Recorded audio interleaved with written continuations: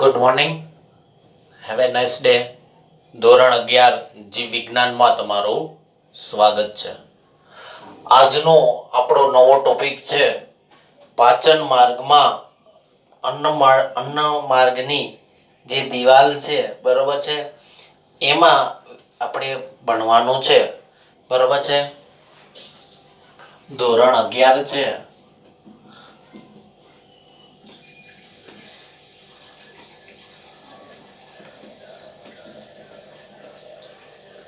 અન્નમાર્ગની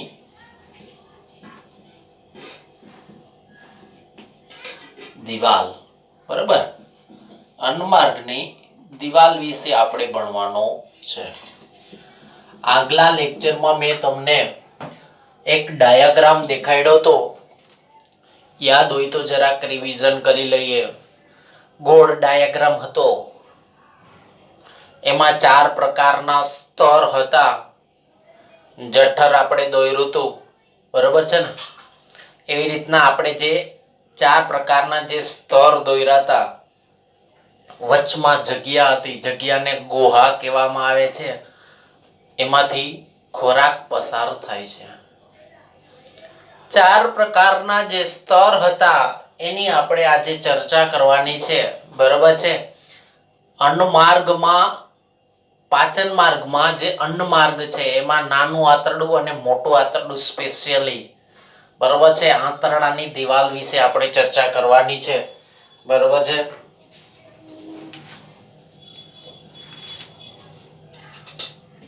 તો હું અહીંયા તમને દેખાડી દઉં, બરોબર છે.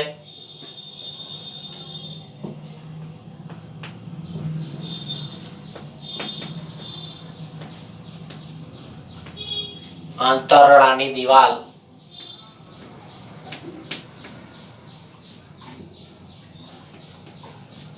ચાર સ્તરોની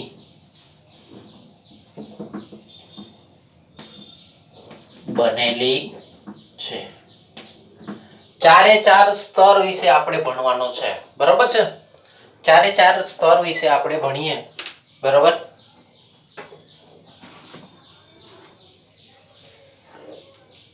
સૌથી બહારનું જે છે એને લસી સ્તર કહેવામાં આવે છે. આ 4 સ્તર વિશે આપણે ભણીએ છીએ. એટલે પહેલું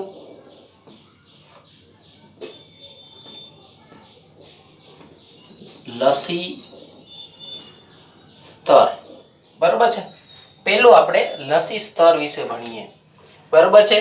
લસી સ્તર છે એ સૌથી બહારનું છે અને પાતળા મેસોથેલિયમ અને કેટલીક સંયોજક પેશીનું બનેલું છે.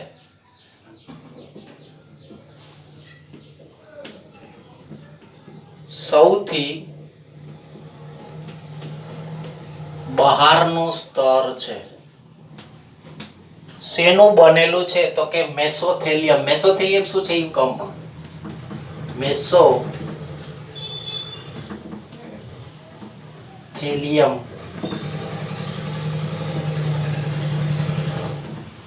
અને પાતળી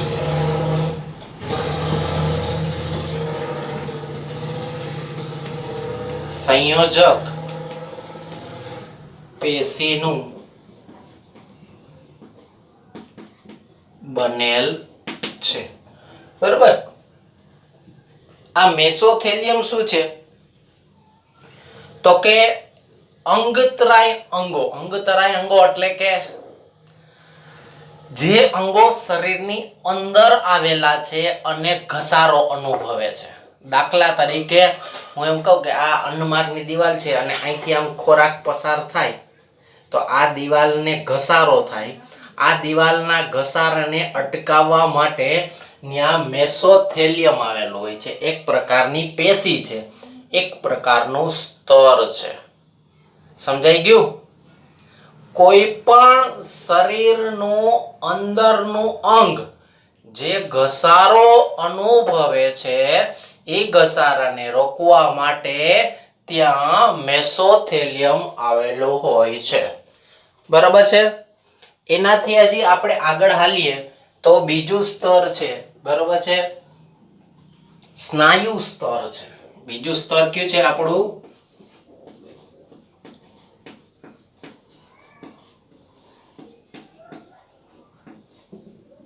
સ્નાયુ સ્તર.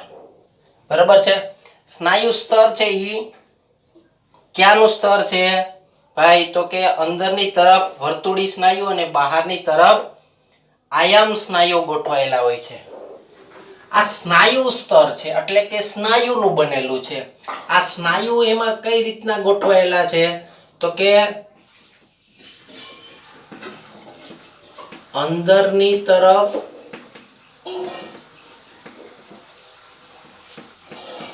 વર્તુળી સ્નાયુ, હમણાં સમજાવું, અને બહારની તરફ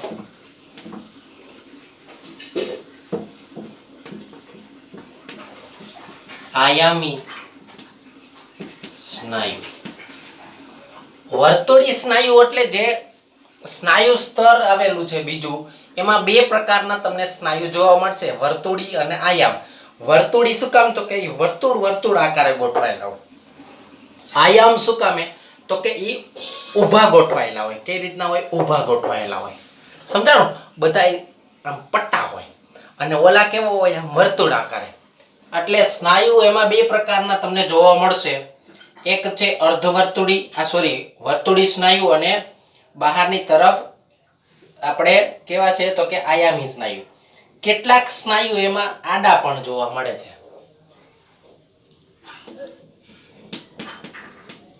કેટલાક ભાગોમાં ત્રાંસા સ્નાયુ પણ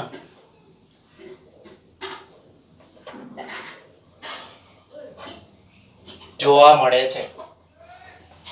બરાબર છે. હવે આપણું સ્તર આવ્યું છે ત્રીજું, અધઃ શ્લેષ્મ સ્તર. બરાબર છે ને? 4 પ્રકારના સ્તર હતા. અધઃ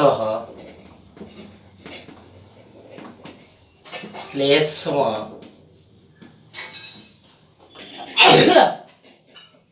સ્તર. બરાબર. અધઃ શ્લેષ્મ સ્તર વિશે આપણે લખીએ. શેનું બનેલું છે? તો કે ચેતા, રુધિર અને લસિકા વાહિની યુક્ત શિથિલ સંયોજક પેશીનું બનેલું છે. કેનું બનેલું છે? ચેતા, રુધિર, બરાબર છે, પછી લસિકા વાહિની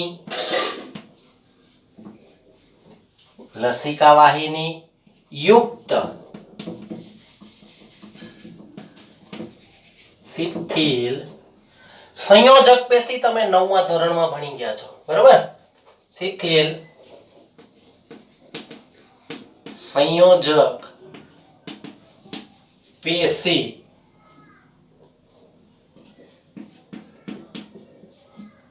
શિથિલ સંયોજક પેશી યુક્ત શિથિલ સંયોજક પેશીનું બનેલ છે. આ શિથિલ સંયોજક પેશી એને શું કામે કીધી? શિથિલ એટલે ઢીલી પડેલી હોય છે. એક સખત સંયોજક પેશી હોય છે, એક શિથિલ ઢીલી પડેલી હોય છે. સમજાઈ ગયું? શિથિલ સંયોજક પેશીનું બનેલું હોય છે. બરાબર છે. હવે પક્વાશયમાં જે અધઃ શ્લેષ્મ હોય એમાં ગ્રંથિ પણ હોય. સમજાઈ ગયું? અહીંયા વધારાનું લખું છું. આ નેટનો પોઈન્ટ છે, જોજો. પક્વાશયના અધઃ શ્લેષ્મમાં ગ્રંથિ પણ હોય. સમજાઈ ગયું કઈ? એટલે પક્વાશયમાં અધઃ શ્લેષ્મ સ્તર હશે તો ત્યાં ગ્રંથિ પણ હશે.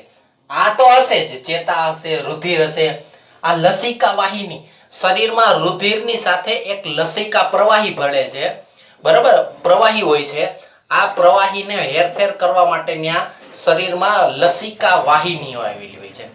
એટલે અધઃ શ્લેષ્મ સ્તરમાં ચેતા હોય છે, રુધિર હોય છે, લસિકા વાહિની યુક્ત શેનું બનેલું છે? શિથિલ સંયોજક પેશીનું બનેલું છે. પણ એક પક્વાશય એવું છે કે પક્વાશયનું અધઃશ્લેષ્મ સ્તર છે ને આટલી વસ્તુનું તો બનેલું જ છે, એ સિવાય એમાં ગ્રંથિ પણ આવેલી છે ભાઈ, બરોબર છે. પછી આ સ્તર છે એ જઠરમાં અનિયમિત ગળી બનાવે છે, બરોબર છે. શું બનાવે છે? ગળી બનાવે છે. રેડી?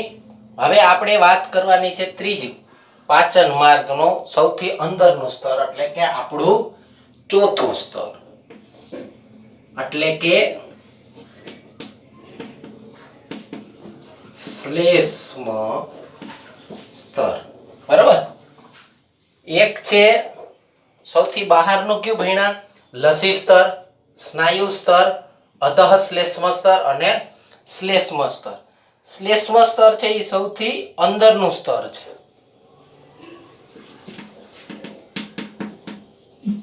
સૌથી અંદરનું સ્તર છે. ચલો એમાં જોઈએ હવે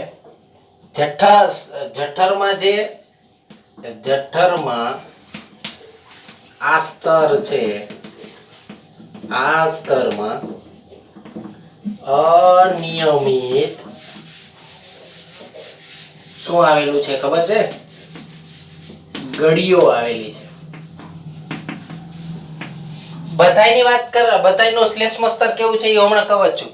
અને બીજું આની સિવાય એમાં નાના આંતરડામાં શું છે? નાના આંતરડામાં રસાંકુરો તરીકે ઓળખાતા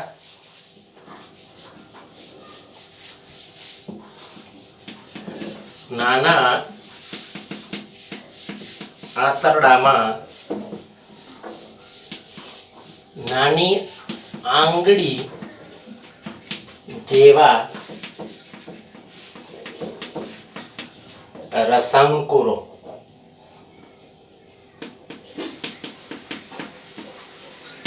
આવેલા છે, બરોબર છે. શું આવેલું છે?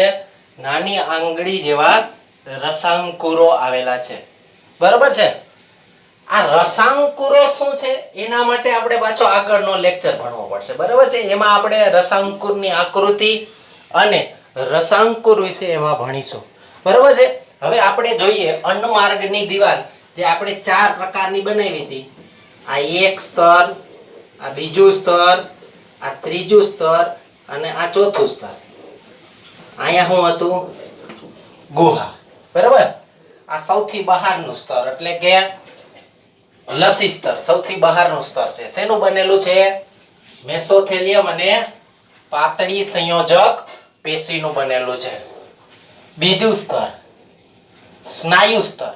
સ્નાયુ એટલે એમાં સ્નાયુ જ આવેલા હશે. સ્નાયુ તો શું છે તમને ખબર જ છે, બરાબર છે. પણ આ સ્નાયુ છે એ બે પ્રકારના છે. અંદરની તરફ એમાં હોય એટલે કે આ સ્તર હોય તે આ એની અંદરની સાઈડ થાય, આ એની બહારની સાઈડ. આ અંદરની તરફનું જે સ્નાયુ સ્તર છે આ કિનારીની વાત કરું છું ભાઈ. અંદરની તરફ છે એ કેવા સ્નાયુ છે? વર્તુળી સ્નાયુ. અને બહારની તરફ જે સ્નાયુ સ્તર છે એનો ભાગ છે એ શેનો બનેલો છે? આયામી સ્નાયુનો. આ સિવાય ક્યારેક એમાં કેવા ભાગ આવેલા છે તો કે ત્રાંસા સ્નાયુ પણ આવેલા છે, બરાબર છે. પછી અધઃ શ્લેષ્મ સ્તરની આપણે વાત કરીએ તો એમાં ચેતા આવેલી છે, રુધિર આવેલું છે અને લસિકા વાહિની આવેલી છે. આ બધી કેવી છે તો કે શિથિલ સંયોજક પેશી છે, ઢીલી, બરાબર ને. સંયોજક પેશી તમે 9મા ધોરણમાં ભણી ગયા છો, બરાબર છે. શ્લેષ્મ સ્તર અધઃ શ્લેષ્મ સ્તર એમાં પક્વાશયનો જે અધઃ શ્લેષ્મ સ્તર છે એ વિશિષ્ટ છે. એ ચેતા ધરાવે છે, રુધિર ધરાવે છે, લસિકા વાહિની ધરાવે છે. આ સિવાય એમાં ગ્રંથિ પણ આવેલી છે, બરાબર છે. શ્લેષ્મ સ્તરની આપણે વાત કરીએ સૌથી અંદરનું સ્તર છે એટલે આ, બરાબર છે. જઠરમાં જે આ સ્તર આવેલું હોય શ્લેષ્મ સ્તર તો એમાં ગળી આવેલી હોય છે અને નાના આંતરડાનું જે આ સ્તર છે તો એમાં નાની આંગળી જેવા પ્રવર્ધો આવેલા હોય છે, જે આપણે દર્શાવ્યા હતા. મેં તમને કીધું હતું આંગળી જેવા હોય છે, બરાબર છે ને. એટલે આ આપણો અન્નમાર્ગની દિવાલ વિશેનો એક ટોપિક પૂરો કર્યો છે આપણે, બરાબર છે. આનો ક્વેશ્ચન લખો હોય તો લખી લ્યો. અન્નમાર્ગની દિવાલ આકૃતિ સહ વર્ણવો. અન્નમાર્ગની દિવાલ આકૃતિ સહ વર્ણવો. આટલું તમારે એમાં કોપી લખવાનું રહેશે, બરાબર છે.